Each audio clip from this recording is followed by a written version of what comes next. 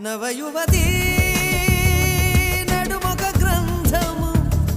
చదివేనా పలుచలి రాత్రులు మంచులో దూరాలేలా జవరాల బిడియాన్ని ఒక పరి విడిచిన మరి తప్పేముంది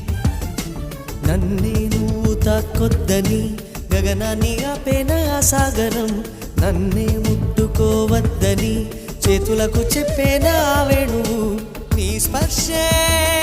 చంద్రుని మచ్చలు మాపులే కనులలో జారెడు అందాల జలపాతమా నన్ను చేరగా ఎందుకు ఆలోచన